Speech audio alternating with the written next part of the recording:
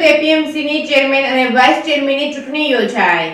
કેશોદના marketing યાર્ડમાં આજે નવનિયુક્ત ડાયરેક્ટરોની સામાન્ય સભા મળી હતી, જેમાં સર્વાનુમતે ચેરમેન તરીકે ડાંગર હમીરભાઈ કાળાભાઈ, જ્યારે વાઇસ ચેરમેન તરીકે કિકાણી રાજેશકુમાર નાનજીભાઈની બિનહરીફ વરણી કરવામાં આવી હતી। ચૂંટણી અધિકારી તરીકે જિલ્લા રજિસ્ટ્રાર જયેશ શાહે પ્રથમ ટર્મ માટે તમામ ચૂંટણી પ્રક્રિયા પૂર્ણ કરી હતી। જિલ્લા અને તાલુકાના આગેવાનોએ હાજર રહી ચેરમેન અને વાઇસ ચેરમેનનું હારતોરા કરી શુભેચ્છાઓ પાઠવી હતી। કેશોદ આસપાસના વિસ્તારમાં ઘઉં, મગફળી, સિંગદાણાના સંખ્યાબંધ કારખાના, ઓઇલ મિલ આવેલ છે, ત્યારે નવનિયુક્ત ચેરમેન, વાઇસ ચેરમેન દ્વારા ઔદ્યોગિક ક્ષેત્રે વિકાસ થાય તેવા નિર્ણય લેવામાં આવશે એવી વેપારીઓએ આશા વ્યક્ત કરી છે। કેશોદના આંતરરાષ્ટ્રીય કક્ષાનો ખાસ કામો માટે એરપોર્ટ બનાવવા જઈ રહ્યું છે, ત્યારે કેશોદ ખેતીવાડી ઉત્પન્ન બજાર સમિતિ મહત્વની ભૂમિકા અદા કરે અને આવનારા દિવસોમાં સુરતમાં સૌથી વધારે આવક ધરાવતું માર્કેટયાર્ડ બની જાય તો નવાઈ નહીં રહે। અત્રે ઉલ્લેખનીય છે કે સત્તાધારી પક્ષના હોદ્દેદારો, પદાધિકારીઓ શુભેચ્છાઓ આપવા ઉપસ્થિત રહ્યા હતા, પરંતુ છેલ્લા 4 વર્ષથી સર્વિસ રોડ બનાવવાની રજૂઆત અંગે કોઈ નક્કર કાર્યવાહી કરવામાં આવી નથી। Reporting by Raju Pandya, Keshod. મારું નામ જયકુમાર શાહ,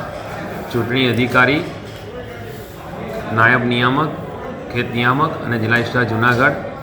આજરોજ એપીએમસી કેશોદની ચેરમેન, વાઇસ ચેરમેનની ચૂંટણી બોર્ડ ઓફ ડિરેક્ટર્સની હાજરીમાં હાથ ધરવામાં આવી હતી અને જેમાં શ્રી ડાંગર હમીરભાઈ કાળાભાઈ ચેરમેન તરીકે બિનહરીફ ચૂંટાયેલા જાહેર થયેલા છે અને શ્રી કિકાણી રાજેશભાઈ નાનજીભાઈ વાઇસ ચેરમેન તરીકે ચૂંટાયેલા જાહેર થયેલા છે।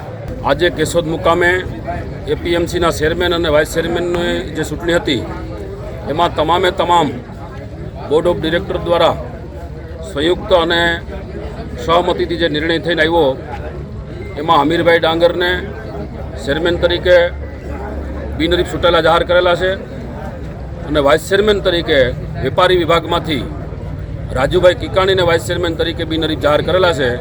તો આ તકે કેશોદના વેપારી વિભાગ, ખેડૂત વિભાગના તમામ બોર્ડ ઓફ ડિરેક્ટરોને જ્યારે વેપારી અને ખેડૂત પેનલમાંથી બિનહરીફ છૂટવામાં આવ્યા તો એમને ખૂબ અભિનંદન આપું છું અને વિશેષ કેશોદની જનતા, ખેડૂત વિભાગ અને વેપારી વિભાગને પણ અભિનંદન આપું કે જ્યારે બોર્ડની અંદર પણ સંપૂર્ણપણે સાથે મળીને જ્યારે વિજેતા થયા અને આજની તારીખે જે સમરસતા જોવા મળી એ બદલ ચૂંટાયેલા ચેરમેન, વાઇસ ચેરમેન અને જે કોઈ આગેવાનો, ધારાસભ્યો, પૂર્વ ધારાસભ્યશ્રીઓ, ખેડૂતો અને ખેડૂત આગેવાનોએ સાથે મળીને જે જહેમત ઉઠાવી બદલ તમામ આગેવાનોને પણ અભિનંદન આપું।